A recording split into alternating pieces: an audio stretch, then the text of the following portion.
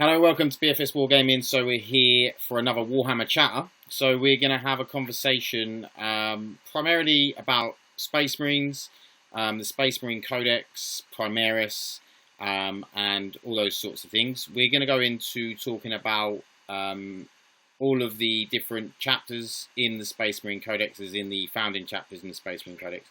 So we may talk about Space Wolves, Blood Angels, and Dark Angels when things might come up, but primarily we'll be talking about the Codex compliant chapters, shall we say.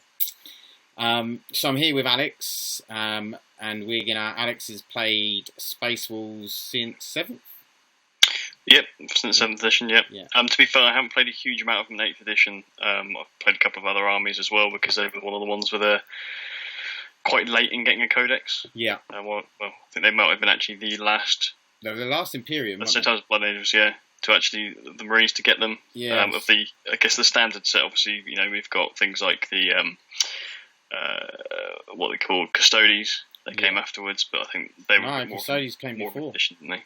Did they? Yeah, Custodes came at the beginning of that year, and then Space Wolves came at the end. Oh god, yeah, they did. So yeah, the Custodes who didn't have a Codex properly in 7th edition got a Codex before Space Wolves. Yeah. So it's all terrible. So I didn't play a huge amount of them. Yeah, so there was the Genes to the Cult, I think, were the only ones that we were expecting afterwards. Obviously, you got Sisters of Battle, which aren't out officially yet. Mm-hmm. Let's touch on the fact of, obviously, we know that there's more Primaris models are coming, and that there's been a lot of data sheets with the Phobos, which I know you've got some of, the Out of the Shadow Spear set. So we've got new data sheets there. We've got the new Repulsor Executioner. We've got some new... Do we have any other new models other than them? So... There's been the announcement of the Primaris Rhino, which I think has got a data slate in... I don't know if they even announced it, but there was that whole teaser where they said, talk about Primaris Lieutenants. Yeah. All they want to talk about is Primaris Lieutenants, and the guy's got his new Primaris Dread, I think it was, Primaris Rhino, and looked like some new infantry. Yeah. And probably another lieutenant in there as well. So I think, obviously, we'll quickly touch on the fact that everyone's expecting that there's going to be a new Space Marine Codex. I mean, literally everyone's like, oh, when's it coming? Because there's been a new Chaos Space Marine Codex. Everyone's saying, when is the new Space Marine Codex coming? I mean, I'm not sure if it's going to be coming that soon, only because I feel like they're probably going to be continuing to drop Primaris models, Primaris units over the next year. I mean, you know, because say if they bring out the Rhino, they'll have the Repulsor, the Rhino, another Dread. Will they then just do a new Space Marine Codex, or will they just put a little thing together, which is just like or in White Dwarf, like they did with the Sinesh Demons? Because there's a lot there that you'd have to keep updating. Yeah, I mean they've done a supplement for, was it Crimson Fist got a supplement in one of the magazines? Yeah, and Blood Raven has as well. Yeah, so they keep adding these little bits, but I think the way that GW seems to be working is they keep releasing stuff, which is good because it's keeping things up to date. Yeah. And then it looks like they try to consolidate it into a book. The fact that it seems like there's more and more stuff coming out at the moment, or at least things that are in the pipeline. Yeah. Whether it's a case of they are doing a Codex now, and the new Primaris stuff that they mentioned, the Rhino, the Dread, and the whatever the other infantry units were, it may be they already have data slates in the new Codex, and they might want to release that in sort of the coming months once everything's released, and just try and get everything into a single book. Yeah. But they, like you say, they might leave it longer, depending on if there's more and more stuff being released. And it seems to be every couple of months something's teased, and then, you know, a couple of months down the line it's then released. How many times do they want to keep reviewing the books and then republishing them? Yeah, I think it's just that balance of how often do we want to publish a new book, but then at what point do we have too many books to look at when you've got someone who's running a certain Space Marine chapter? Yeah, and I definitely think there is that. I think even if you look at the Chaos Demons, the Chaos Demons is another Codex that could quite easily get an update, because it's got all of them new Sinesh units, some new Khorne units. I mean, they're looking at about 7, 8, 9 maybe data sheets that could go in there. And so that's quite a big thing. But we're going to go on to talk about the chapters. This is something that I was sort of looking at and thought that the chapters in the codexes didn't really have that much flavour in the Codex. In the Space Marines Codex, the White Scars, Ultramarines, all of these sorts of things.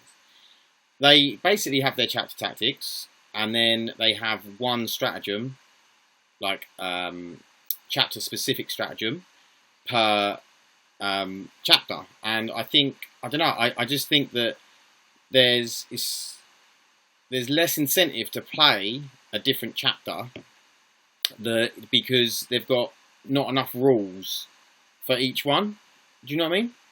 Like, I feel like there should be more rules for each chapter. Like, there's a reason to play Space Wolves because, the way I want to sort of, my idea is like, if you can make the rules different for the chapter, you don't necessarily have to make all the units different. So you can still keep them in the same codex. But like with Space Wolves, there's reasons to play Space Wolves because you've got, you've got loads of different stratagems specifically for Space Wolves. You've got a load of different units for Space Wolves. And obviously a load of characters as well. Which, obviously, as we know, Space Wolves is character heavy. By the way, if I'm sweating and me and Alex look really hot, it's like the hottest day of the year so far in England, and we're both inside with our windows shut, so the sound quality's better, so we might look a bit hot. But yeah, so going back to the Space Marines, so yeah, I think just by giving them some extra rules, because I think, obviously, as we know, there's so much lore with each chapter, and there's so much that you can get across, I think, in rules to make them separate, but then it's obviously also making them, not really overpowered because they've got loads of really good rules, Yeah. But like you said, with the whole thing with characters, Space Wolves are very heavy on characters, and then you look at other chapters and they have one character that was just thrown into the Space Marine Codex. Yeah. I mean, you've got, I was looking into Imperial Fists and Raven Guard, and they pretty much have one HQ each, just to throw in that little bit of flavour or have an extra little character. Pretty sure White Scars is the same, because they've got Kosoro Khan, I think his name is, and that's it. And you go, well, you've got these other armies, like I say, I play Space Wolves, so I can field pretty much anything I want. I mean, we've got a character that's a Psycho, we've got captains and Wolfguard battle leaders, we've got even things like Lucas the Trickster. He's just a Bloodclaw, but he's a big character in the thing. He becomes an elite. He's not an HQ, he's just an elite character that does some funky stuff. Yeah. But you don't get that with some of the other chapters. I'm not even sure. This is a bit of my ignorance because I have looked into the lore on a lot of the Space Marines, but I actually didn't look to see whether the Salamanders, for instance, had a named character, and I didn't look to see if the Iron Hands had a named character. I know the Iron Hands have got some sort of character coming out, haven't they? I think it was like a Tech Priest or Tech Marine or something. I can't remember the guy's name though, but I think you're right. I'm not even sure if they released his name. I think they just said that as a character coming in, they showed a model. I'm not sure they gave him a name, did they? They may not have. It may just been that it's one of those things again when we see characters, we come up with our own ideas as to who it must be. Yeah, but they did specifically say it was like for the Iron Hands, which made me think it must be a named character. They just haven't given us his name yet. But it's like, for instance, the Iron Hands. I'll start off with those. They get, as their chapter tactic, they get a 6-up feel no pain, and it's a good chapter tactic. Like, it's very useful. Obviously, it's a 6-up ignore wounds. It's a good thing to have. But when you look at the stuff that behind them, like the fact that they like to basically remove their limbs and change them, very AdMech-y, change their limbs and stuff. And they should have this more sort of like this durability, which obviously is sort of reflected in the 6-up feel no pain, but I feel like that's not enough, I feel like there should be some, for instance, a bit like with the Necrons with Luminous Azaras, you could augment them to give them +1 toughness or something like that, just to make them give them a little bit more flavour, other than the only difference between me playing Iron Hands and you playing Ultramarines is the fact that, if you exclude Gilliman or named characters, is the fact that really, I get a 6-up feel no pain, you can fall back and shoot. Yeah. Yeah, and it's like, and you might be able to play one stratagem which is different. And I think that you do have Warlord traits, and I think you have some chapter-specific relics, but I just feel like you could like you're saying, augmenting people, there's So Necrons have the ability to do it. The Genestealer cult now have the ability with the Biophagus to manipulate the way that you send your aberrants in, so you can give them that +1 strength and toughness or whatever. So if they even just introduced a character, the same as Genestealer cult have, and say, right, the Iron Hands have a character that can augment their units. At least it's not making a complete change to the chapter itself, but it's giving you that option of a character that can make those changes. A Tech Marine character that can come in, that can do exactly that, you know, that you can only play if you're playing Iron Hands, you know, and you can only do that to Iron Hands things. So I suppose it's really just fleshing out those chapters and giving them maybe the option with more stratagems and things like that, because, you know, whether you can do that through more stratagems, because even with, if you look at like the Crimson Fists, I don't know how many stratagems they got, and I don't know if they have access to the Space Marine, all of the rest of the Space Marine. I'm assuming they do, but I think it is. They have the same access as all the other chapters in the Space Marine Codex. I mean, like, even the if you take the Space Wolves, Blood Angels, Dark Angels, all that, they also have the same access. So you could pretty much pick up the Space Marine Codex, and you'd have everything in there can be applied to those as well. So it's exactly the same with them. Yeah. So I feel like, I know that the Space Marine Codex was the first one out for good reason, because a lot of people play Space Marines, and it's sort of what almost the 40k universe is sort of built around. But yeah, I feel like not necessarily that they rushed it, just that they could have had more separation between each chapter and given people more reason to play a specific chapter, or, you know, be like, oh, I play an Iron Hands, I get this, this, and this. You know, it's a bit like White Scars, White Scars with their lore of being able to, like, which they have reflected a little bit, where you get the, I think it's +2 advance and can fall back and charge, which is a good chapter tactic, I think. I think it will be even better if there's some Primaris bikes that come out that have like jet bike type things that can fly, or hover bikes. I think that the White Scars will become a pretty good chapter, you know. But it's like stuff like you could give White Scars objectives secured for bikes, because, you know, a lot of people would want to take bike heavy lists. And do the Custodes bikes, do they have anything like that? Yes, Custodes bikes have objectives secured, So so if the Custodes can do it, surely the White Scars can. Yeah, that's what I mean, because you think that is what they're sort of about. And then maybe, I mean, I don't know exactly how the Dark Angels Raven Wing works, but obviously it's a biker, sort of meant to be a biker detachment, and they could have the same thing. Obviously you don't want everyone having the same thing, but if that's your specific, if that's what your sort of lore is and what makes you that chapter, then why not make the rules fit that, and sort of, and it's about sort of, as well as I find really weird is the fact that you don't get chapter tactics for your vehicles in for basically all Chaos Space Marines and Space Marines. I think it's very strange that basically all the Xenos races get chapter tactics for their vehicles, but none of the Imperium or Chaos. It just seems very, very odd to me. Well, yeah, I think it's mainly the Space Marines. I mean, even then, when you're talking Imperium, you can, things like Omega Dune Crawlers with the Adeptus Mechanicus. Yeah, they can get access to things like the Canticles. Oh, so okay, when the Canticles are affected, I believe, if I remember correctly, it has been a while since I played them, I believe it affects pretty much every unit in the army. So they would all, you know, if you have Shroud Psalm, I think it is, where you get the +1 to your cover save, because supposedly you're in cover at that point, or it's -1 to hit. It's one of those. So those can affect some of those vehicles. It's mainly the Space Marines that seem to be affected. So, you know, your Dreadnoughts and your tanks. Depending on the chapter tactic, I can see it getting quite. Dreadnoughts are included, are they not?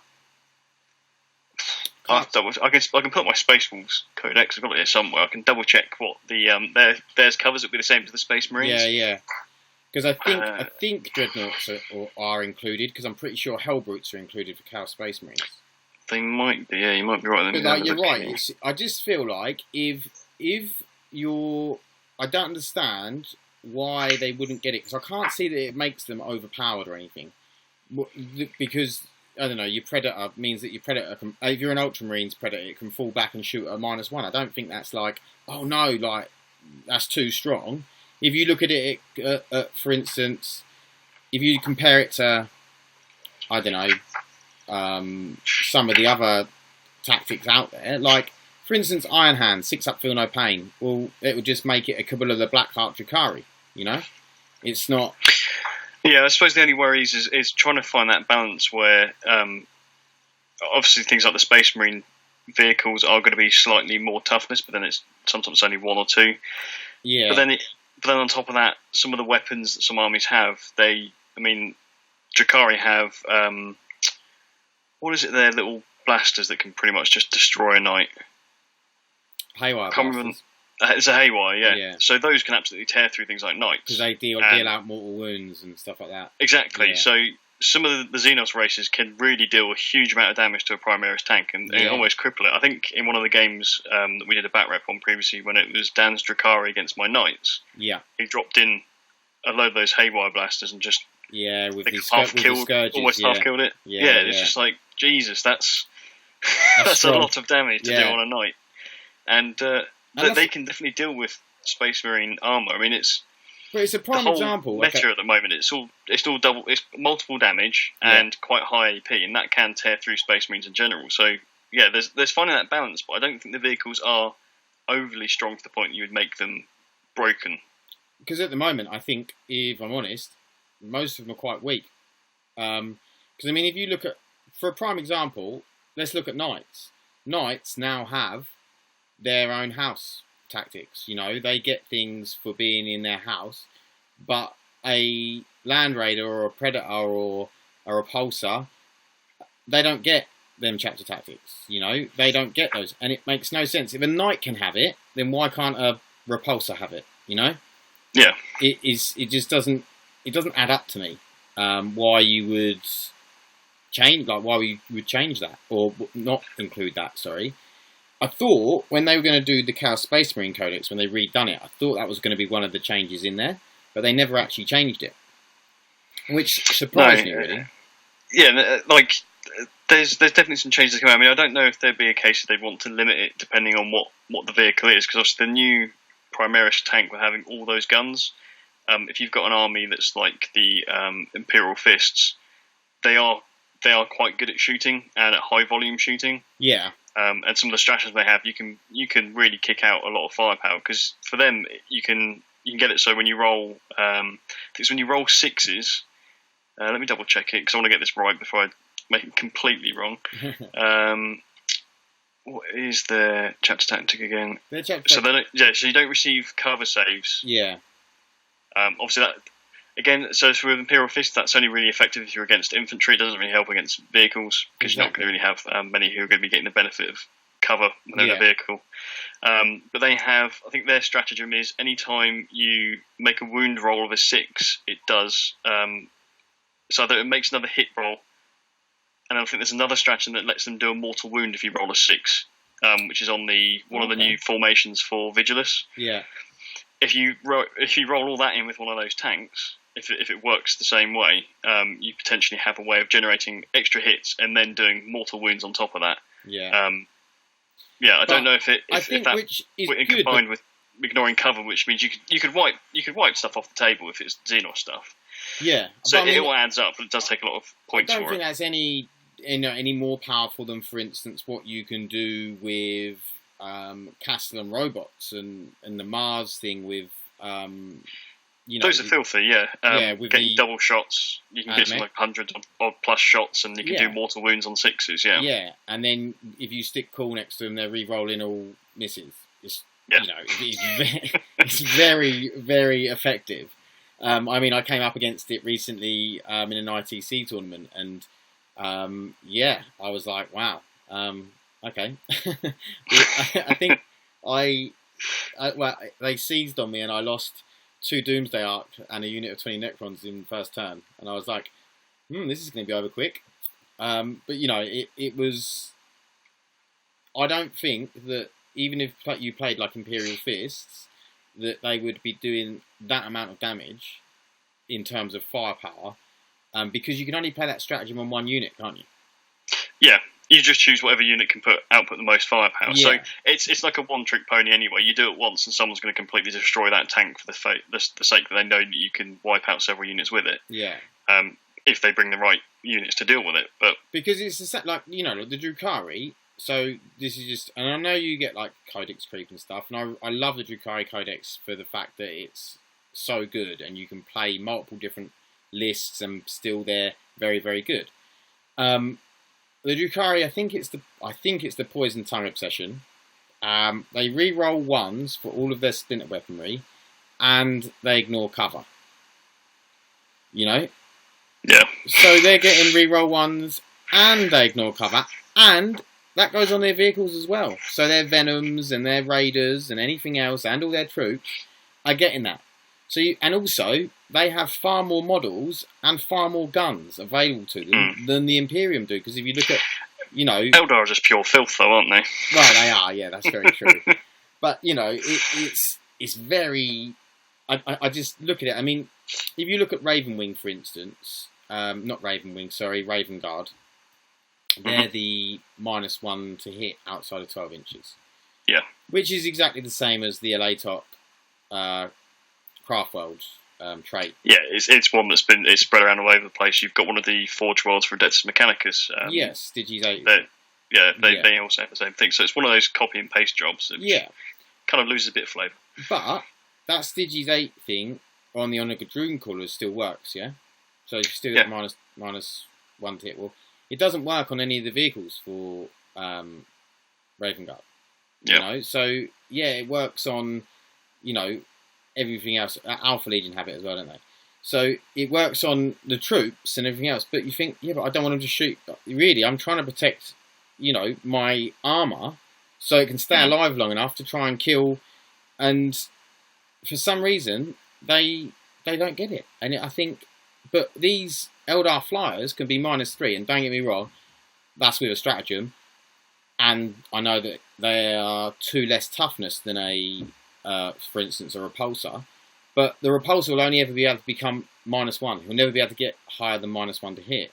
Whereas if you're looking at, you could have a Storm Raven maybe as I take it as Raven Guard, or maybe loads of Imperium planes. I don't know, but they'll be lower toughness. I should imagine it's toughness 7, and then they'll still be -1, -2 if they're hard to hit, very much like Elatok flyers, and then Elatok flyers can become -3. But if someone's going to do that with the Imperium, I can't see that it's going to be that overpowered. Not any more overpowered than Craftworld already are with it, with the Elatok flyers, because, Craftworld flyers are very, very good anyway. Yeah.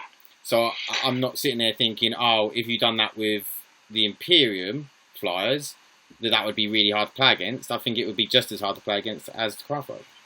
Yeah, and I think there's probably some vehicles in the Space Marine Codex that would actually really benefit from that. Because I'd say one of the issues I've had with Space Wolves and Rhinos is that if you're putting your troops in Rhinos, and the whole thing with Space Wolves is you want to get them down the field, out the Rhino, and then into combat. Yeah. What you'll normally find is you'll start moving your Rhino down the field, and it will get shot at because they know what's in it, and try and pop it as quickly as possible. And it's not difficult. If you've got enough weapons with high damage and enough firepower, you'll be able to either completely cripple the thing or pop it. And if it's crippled, you're going to have to then foot slog everyone across the table. I think the best I ever get out of a Rhino is advancing it down the field, letting it take some hits and hoping it survives, and then next turn moving it and then charging it into a unit. This is after the fact my guys have jumped out, so they can try and foot slog it into another unit. Yeah. And that's the only good you can get out of it. I agree. And when you look at stuff like repulsors, Land Raiders, so they're toughness 8, the same as a Knight. And there's a lot of people that, especially if you're going to competitions and stuff like that, but even if you're playing a normal everyday game, you're thinking to yourself, if you don't know, for instance, what your opponent's list is, you're thinking, well, I need some anti-tank in case they bring a Knight, or in case they bring some vehicles, which you're probably going to bring some.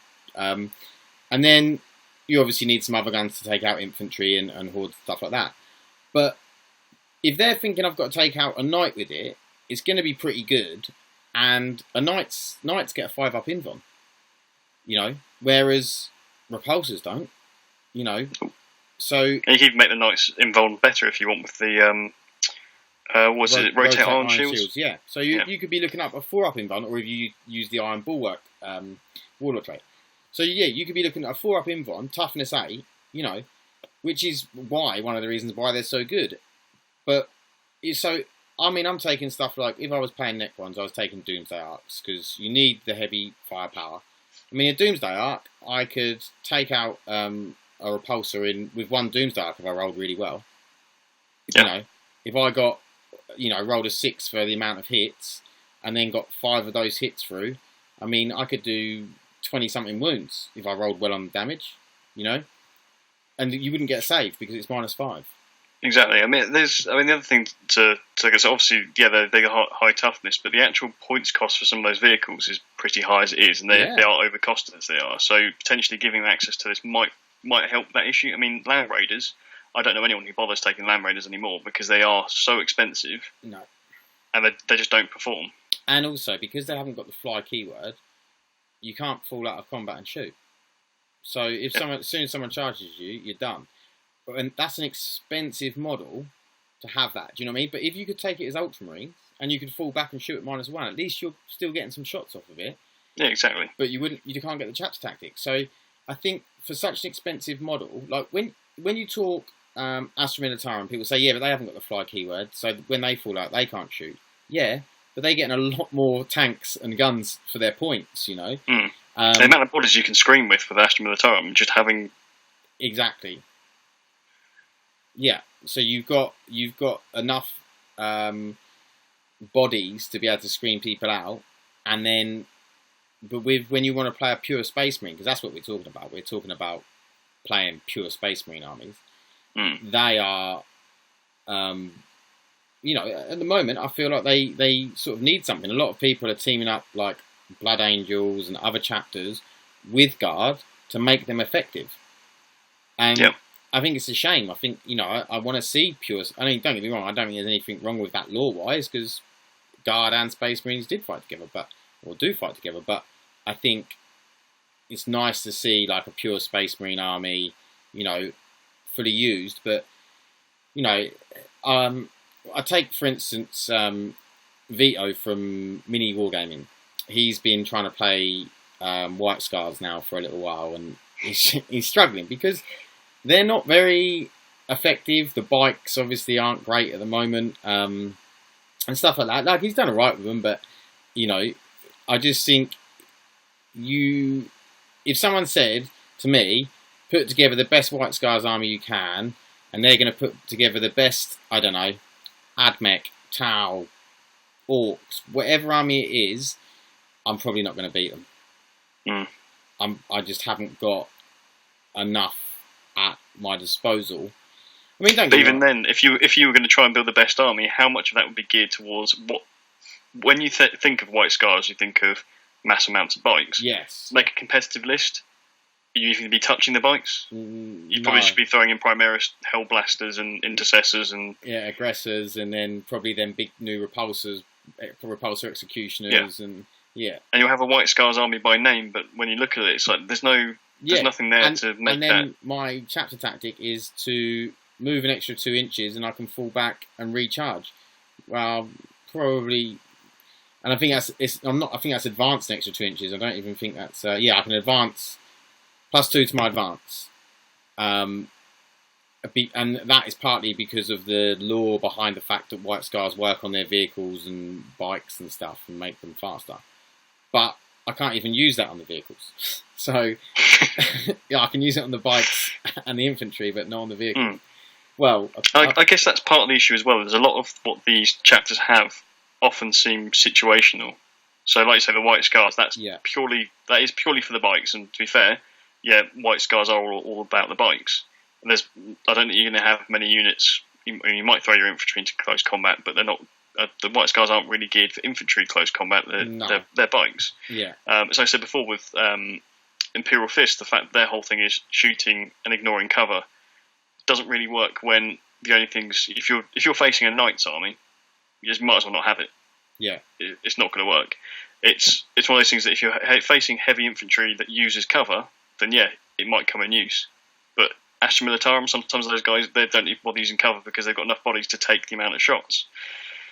When you're coming up against these armies in the competitive list, I don't think Imperial Fist's tactic is really that great unless you are, like say, maybe Orcs. They're the sort of army that might be hitting terrain that you can have a go at. Yeah, but I mean, even then, you know, how many people are getting 30 Orc boys into cover? And it's cover, yeah. You know, so it's the sort of thing is the only time you really get the benefit is if you're shooting a unit with a decent amount of units in it, so you're actually getting the benefit. Because I mean, if you just shot a 5-man squad of Space Marines, they're not actually that tough. The fact that normal tactical Marines 1 wound, Primaris Marines they have 2 wounds, but with again having multiple damaged weapons, it's easy to clear Marines off the table at the moment. And the fact they're overcosted, I think it's probably the biggest issue for all of them is the fact that the infantry is overcosted for what you have and how easy they are to clear off the board. Yeah, especially when there's so many guns that are.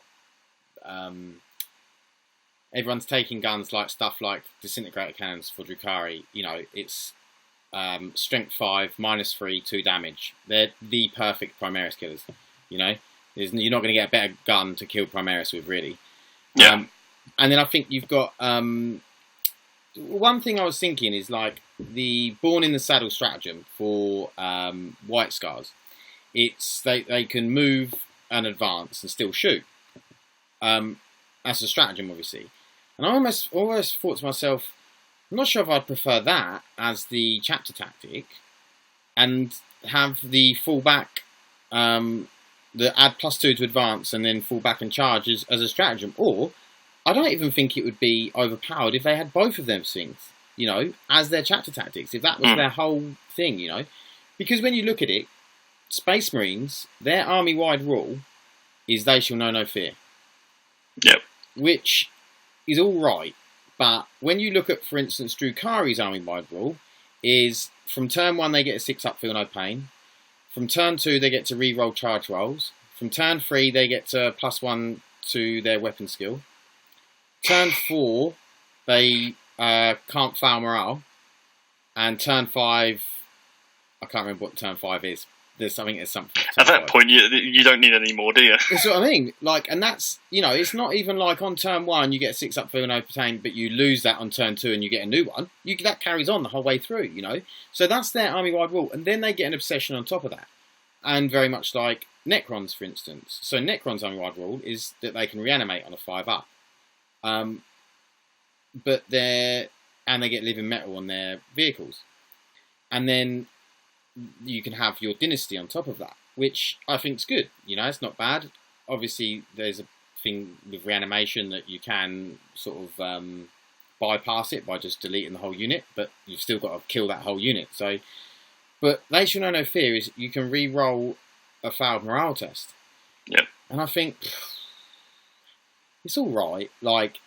Yeah, but then when you look at the actual army itself, if I'm running infantry, I think it's only my blood claws are probably more than 5 or 6 infantry units there. So when you're taking morale, you're more often than not, it's either a case of I've lost 3 guys, my leadership's already 8, I think it is, and you go, well, really, I've got to roll a 6 for me to fail this. Yeah, it's one of those things. It should be. It's unlikely that you're going to fail it. If you are going to fail it, you've probably taken enough damage that unit's pretty much taken out of the action anyway. Yeah. But it's not. It doesn't come across as that useful for the leadership being fairly high. No. Ultramarines do have +1 to their leadership. Yeah. Which is is fairly good because it means that some units won't fail whatsoever. They get +1 to the leadership, plus they get you can fall back. And you can fall back and still shoot with -1. Yeah. Yeah. So there's a sort of like 2 separate things plus 2 leadership and that. That's not too bad, to be honest. When we're talking about Ultramarines, and to be honest, if you're looking at that Codex, the Ultramarines are probably the best. Yeah, I would say if you want to play the most competitive army in the whole of the Space Marines Codex, Space Marine Codex, excluding the Space Wars and Blood Angels and all the Smash Captains and whatnot, then you would go for the Ultramarines. Yeah, I agree because it's like I like the Salamander's tactic. You can re-roll a hit and a wound roll for each unit I think it's per phase. Which is nice. I actually quite like that. It's and if that again, went onto your vehicle. Yeah, there's one weird thing I find though is because when I think of salamanders, they're flamers and melters. Yes. Predominantly, you think of them as the guys who go around melting everything. Yeah. But you think of flamers are auto hits, so your rerolls on the hits don't really matter there. Yeah. But the reroll on wounds works.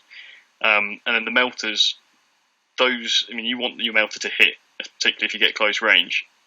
But then you've also got the whole, rolling 2 dice if you're in short range for the damage. Yeah. So I find it's really good as a chapter tactic. Although you do have the whole thing of, they're auto hitting on 1, so, it doesn't really matter too much. The stratagem for the salamanders is that they get an extra AP -1, so an extra minus AP on their flamer or any flame weapon on that unit or whatever. Yeah. And I thought, why isn't this just part of their rule? Why isn't this just part of their chapter tactics? So I wouldn't want to have to spend a command point. I didn't actually look to see how much it was. I'm assuming it's 1 command point to get an extra AP on a unit of flamers. Like, I feel like they should just have better flamers. That's what they're sort of about, I can't remember what the stats are for a basic flamer, but aren't they? They're 0 AP if it's a standard flamer. Yes. Or they -1. I'm pretty sure it's strength 4, 0 AP, 1 damage. I've got the Space Wolves Codex next to me. I'll double check it because I was just thinking, because I know there was some changes with the Gene Stealer cult where hand flamers were weaker, but I think they've tried to balance it out a bit and make them a bit better. But I don't want to start thinking Gene Stealer cult flamers. Yeah, because I think hand flamers are generally strength 3, aren't they? Yeah. So I'm pretty sure normal flamers are strength 4, 0 AP, 1 damage. Obviously D6 shots. D6, auto hits basically, isn't it? Yeah, assault D6. Strength 4, 0 AP, 1 damage. Yeah, so basically, what they do is they get Strength 4, -1 AP, 1 damage. Which, I don't really want to spend a CP for. No, it makes sense for the salamanders to be good with flamers, or have improved flamers that do more damage. Yeah, like, if I was going to spend a CP on, like, a stratagem for the salamanders, I'd want it to be, the flamer goes to strength 8 or something. Do you know what I mean? Something that you go...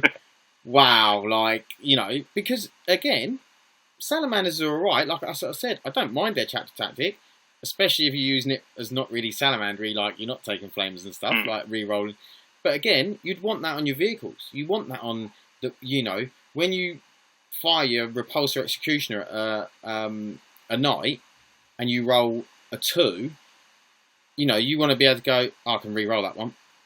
And re-roll that, and then re-roll the wound in case you get, again, a 2, and I think that's a handy chapter stack to have, especially on your vehicles, and which you don't get it on. Definitely, yeah.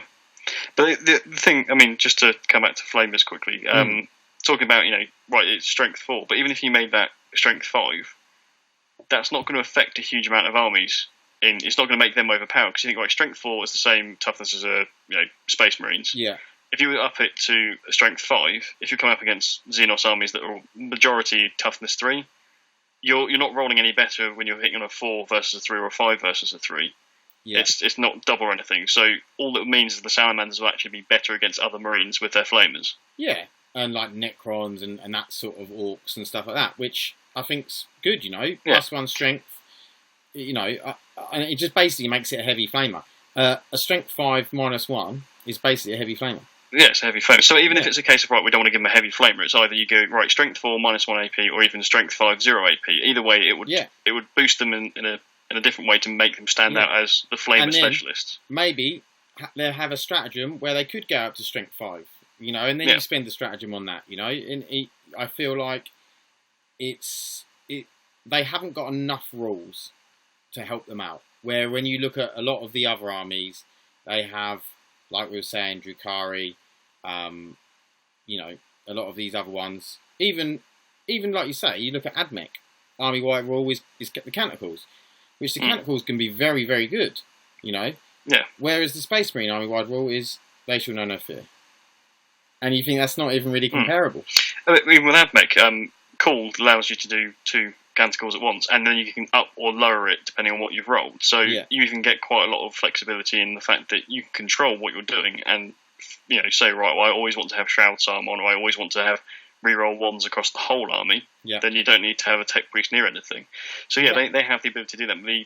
Space Marines, I find Space Marines seem to be locked down to their characters a bit more as well. That you need to have a character nearby to boost them in any extra ways. Yes. If you took a standalone unit, they don't have stand. You need captains. You need captains there to reroll one, especially if you're taking stuff like Hellblasters and things like that, and you know you and your lieutenants rerolling ones to wound and things like that. Like, I don't feel like. I mean, don't get me wrong. All characters across every codex is buffing. Obviously, the army has the whole idea of characters, but it seems like you're saying, they become very ineffectual without a character next to them. Yeah. And whereas there's some armies that can get away with it, and they just they crack. Like I say, Admech with Canticles, they don't need a character near them, and they'll get boosts like having the +1 to cover saves and reroll ones, and that's not even considering the fact that they all have their own thing on top of that. So they have Canticles as well as Styges having -1 to hit, or Grya having the 6-up. I think theirs is the 6-up Feel No Pain, or they might be the denying Psychers.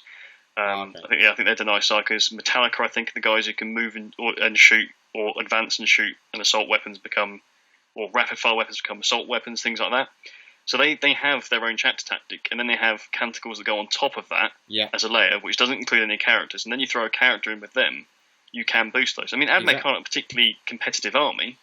No, they have the ability to do quite a lot more than what the Space Marines can to affect them. I think the Admech are good, and it's like, I think people are seeing more Space Marines now because they have done some things like the Bolter Drill. You know, again, they took that away from vehicles. I'm not too bothered the fact that they've taken that away from vehicles, so it is only on, you know, troops, dreadnoughts, infantry. I mean, if you take a Land Raider Crusader with what they call the big old bolters, the hurricane bolters, then that becomes a bit ridiculous. So, I think a lot of people were taking the Dark Talons with hurricane bolters on, and then it was getting a bit much. And obviously that's why they didn't give it to the Custodes, because the bikes have got hurricane bolters, so that could get pretty nasty pretty quickly, especially if you can just sit back and outmaneuver people with bikes and just hurricane bolter everyone.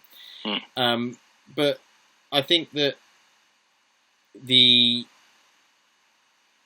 I agree that they shouldn't have the bolter drill, the vehicle shouldn't have the bolter drill, but they should have chapter tactics.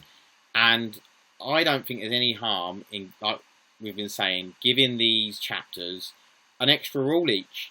You know, probably whatever their stratagem is, give them that as a rule, make up a new stratagem for them, or make up a few new stratagems for them, because that's the other thing, they're pretty limited on stratagems. Not as a codex, because obviously they've got access to a load of stratagems, but actual chapter-specific stratagems. Even if it's all the same, isn't it? And then they just here's one for you. And exactly. Even if they had five each extra, chapter-specific, which means that you could really start doing some different things. So when you're playing White Scars, you could really do some different things tactically to if you were playing Ultramarines or Imperial Fists or Iron Hands, whatever it is, Salamanders, and it's the same as Salamanders, like we were saying, they should be taking Flamers and be getting buffed naturally for taking Flamers. It's those things that you then see some really different armies on the board, rather than everyone having the same Primaris-y type setup, because obviously everyone's playing Primaris because you don't want to play Space Marines because they're just not points efficient, which we know why, because they're slowly being, phased out, it seems, they're being phased out. So, everyone's sort of taking that same Primaris list, and unfortunately, it's a bit boring. We'll go back to Space Wolves specifically in Blood Angels, because we were talking about Primaris and about them being a bit boring in terms of... That's another thing I think they need to do, is sort out the Space Wolves and Blood Angels, Close Combat Primaris, because we don't want Space Wolves and Blood Angels to lose their flavour, because you can't have these... We basically need, Death Company Primaris, we need Bloodclaw Primaris.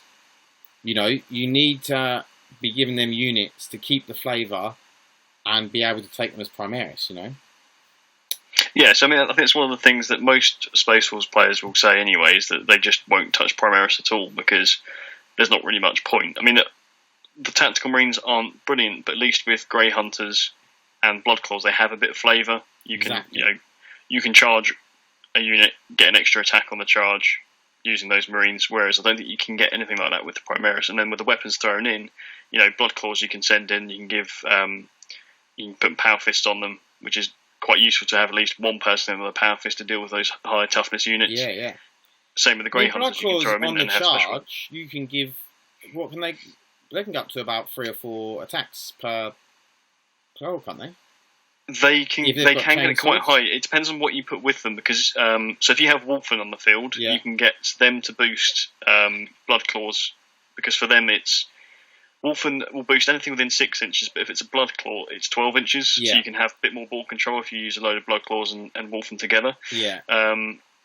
Let me find what the stats are for the Bloodclaws again. This is the problem, because I haven't really played my Space Wolves a lot, and even when the Codex came out, the Codex was a bit lackluster for the Space Wolves. There's a bit more flavour in here, and it's there's a few more things you can do, but the fact it took so long, and then we had the problem with it being printed incorrectly with all the warlord traits and all that sort of stuff. It wasn't a good start, and the whole thing. We've been through all this. It's terrible, but. So if you have the Wolfen around, they can give you an additional attack for infantry, biker, and cavalry, and that goes to 12 inches for Bloodclaws. So you can be getting, because I think you get one obviously attack normally. You can get one on the charge as a Bloodclaw, so you get an extra one on the charge. You get one for having a chainsword, so that's 3, and then if it's within 12 inches of Wolfen, that's 4 attacks per Bloodclaw. That's 4 attacks, yeah. And then what was their What exactly was their chapter tactic again? +1 to hit. So there's +1 to hit. So they'll be hitting on 2s, and then they'll be hitting on 3s if you've got a guy with a power fist. So this is the problem, right? Other than Reavers, probably, because they're the only ones you can equip close combat, I think. They just have their close combat knives on them, yeah. But I don't think they really have any special. Which is basically a chainsword, isn't it? Because it just gives you +1 to hit. It's nothing special, and I don't think it gives you any options to have anything more. And they're elite, so you don't really, Bloodclaws are troops, which are, you don't want a lot of elites as really doing what troops should be doing, and so it means that Space Wolves, if you're going to play Primaris in a Space Wolf army, you're probably going to end up just looking like every other Space Marine army, not really using your chapter tactic. Don't get me wrong, you can use Primaris as almost as an ally to your Space Wolves, as so the way I see them currently, because I'm going through building and painting a load of Primaris at the moment, and I've been putting them off because I haven't really been able to think. Alex's video about building this Primaris is already up if you want to have a look. Oh, lovely. I'm through the process of painting, so hopefully I'll do a couple more videos on this, but the whole idea I've got with them at the moment is, because I haven't been able to find a place where Primaris really belong, is I'm pretty much doing this because of Apocalypse. Because the way I see it is, with a Space Wolves army, I could probably do a full-on Space Wolves army with them, because I've got a ton of Space Wolves now. But my Primaris detachment, or detachments, depending on how much I can get out of it, are likely going to be my back to midfield, and they're just going to be baseline fire, whilst all things like Thunderwolf Cavalry and Wolfen and Bloodclaws all move forward. I can't see them having anywhere else to fit in with the army other than being the long-range support. To be honest, really, what it is your intercessors are taking the place of the Grey Hunters. And that's pretty much. And that's about it, really, isn't it? Yeah. That's really essentially what's going to happen. You could chuck some aggressors in there, I suppose. Even then, I don't think they're going to be particularly useful. I think the thing with Space Wolves is you want them up close and personal, and you want to use things like Wolfen to advantage. The whole flavour of the army is that it's a really close combat army. The same as the obviously you want a bit of fire support along with that, but the same with the Blood Angels, and neither of them are getting that at the minute. And I feel like that's one of the things that also needs to be addressed when it comes to Space Marines in general. Obviously the Codex, but those codexes as well, because I just feel like we might just be in a bit of a weird time at the moment because of the whole Primaris coming in, Space Marines going out. Are they going to find a way? They've got to find a way to keep the flavour of those armies, and really build on the flavour of the ones that are in the actual Space Marine Codex, but keep the flavour of the Space Wolves and the Blood Angels with having Primaris in them as well. I think that's one of the reasons why they've said that, the Primaris do have the Wolfen gene. Yeah, they've got the whole Curse of the Wolf and the Canis Helix still affects them. It's not 100% clear yet from what I've read about it that how much it affects them, whether or not they'll all turn to Wolfen or not. Yeah. There's stories of ones that have been out. They sort of fall to the curse for a period of where they, a bit like the Blood Angel have the Black Rage. Yeah. They go insane and go berserk for a fight, and then they can revert back to being their more human form. Yeah. But then are we saying that we're going to get Primaris Wolfen in the end of this? Are people going to turn and not come back and just become the beasts, or are they? I assume they probably will, but I think what will happen is because I think they probably just keep the Wolfen as they are. In a rules term and models, they could be Primaris Wolfen. Do you know what I mean? Because they're not small. Yeah. They're pretty big. There's plenty of people out there who've done conversions as well that look pretty good. If you take like a Reaver's body and then just throw a Wolfen head and arms onto it with the weapons, then it sort of looks fairly fitting, or at least it looks like a bit of a homage to the original Wolfen models. I mean, the Wolfen models are pretty big anyway, aren't they? It's not like they're tall and a tactical marine. Yeah, so they would fit next to a Primaris marine and not look too out of place. Exactly, and I think that that I don't think lore wise and rules wise that really needs to change that much. It's really just giving the Primaris the Bloodclaw rules. I think is the big thing, and having a troop choice for Primaris that can do close assault. Mm. Or is meant for close assault, because they can all do close assault. It's just they're not good at it.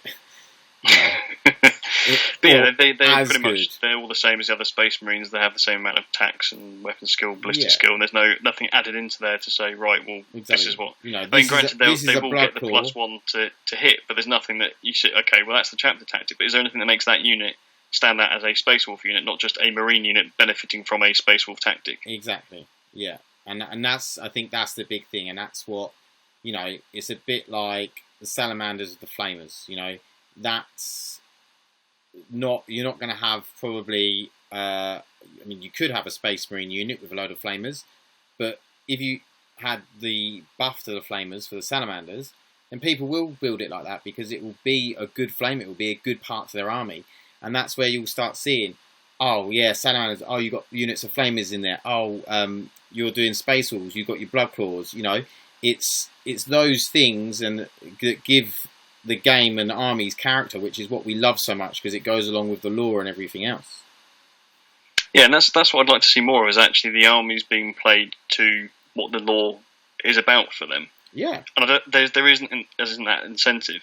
The only way I can see it going to a way of how do we enforce, essentially, to make the armies good by playing it the way they should be, is follow the same path they started in Vigilus, where they go, right, if you filled this certain detachment, we'll give you these certain rules for that detachment. Yeah. Which is, at the moment, is the only way I can see, without them doing a huge amount of change on the rules as it is the only way you can influence people to start playing their armies the way they should be. Yeah. But then, as it stands, I think in Vigilus there's the Space Marine generic one. I have it here, actually. I think it's like the Indomitus Crusade, or Crusaders. This is one of the ones that you can really benefit from if you're using things like the Imperial Fist, because I think these are the guys with... let me try and find what the correct one's called. But they do have in here, I think it's a... Okay, so this one has things like in the fight phase, if you roll a 6 on the hit roll, you do inflicts 2 hits rather than 1. So rather than you generate another hit, it just does 2 rather than 1. Yeah. I think this is another one that has the wound roll of a 6 up, inflicts mortal wounds in addition to its normal damage if you're using veteran intercessors. Yeah. So you can combine that with things like the Imperial Fists and their ignoring cover and re-rolls, and that might assist those armies. But it doesn't at the moment. That generic one, I find that, well, the way I see it is most people are taking that and going, right, what army would that benefit the most, that I can abuse the most, rather than going, right, let's see what makes the Imperial Fist, or what makes the Ultramarines, or what makes the White Scars. If you run all your bikes, you'll get, these 3 different chapter tactics piled into one, because you're running a bike detachment of White Scars. Exactly. And I think that, that's what I think that's what GW want as well. They want to encourage people to play things how they're meant to be played, and still make them good. Like wouldn't it be lovely to go to, let's just say, I use tournaments because tournaments are the places where lists and things get abused the most, obviously, because people want to win. Yeah. But if you go to a tournament and you could see, obviously at the moment you see there's a good variety. Like I think 8th edition is in a really good place in terms of armies.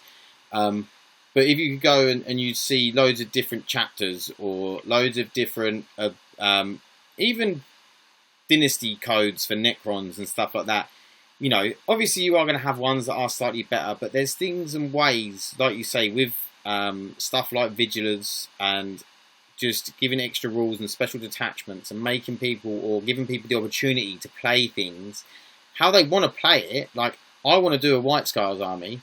I'm waiting because I want Primaris bikes. Whether they fly or not, it doesn't matter. I don't want to shed out a load of money on bikes, Space Marine bikes, when I know there's going to be a replacement at some point. So I'm waiting for that. But, and I want to be able to play that White Scars bike list and it still be, I'm not saying top tier competitive, but to be able to go and be able to play it and not think, I really just can't win. There's nothing I can do. And, obviously if you just go to roll up to, like, if me and you are just playing a friendly game, then yeah, I could probably take it and we could probably have a good game, because I know you probably wouldn't, if you knew I was taking White Scars, you're not going to take something that is hyper competitive, and we'll have a good laugh and have a good game. And yeah, you'll tailor it to have some enjoyment rather than just to see how quickly you can beat your opponent and how harshly you can treat them. But it would be nice that I could say to you, right, I'm bringing a list. I'm not going to tell you what it is. You bring a list, and we turn up, and them lists are, both sort of capable of beating each other, which is what we want. And obviously, you can't do that with everything, and sometimes you might turn up with just unbalanced lists because you took loads of shooting and I took loads of close combat, and then the deployment turned up, we were really far away from each other, and you managed to beat me. But then it could have been search and destroy, and my real close combat could have then beat your shooty army. Whatever it is, I just think that it would be nice if all of these Space Marine chapters were used more. Yeah. Games Workshop do have a massive task on their hands to try and get everything as balanced as possible. It's not an easy job, and I'm not saying that they're doing a crap job of it because there's so many things wrong. But no, they're doing a brilliant job. And to be honest, when you look at the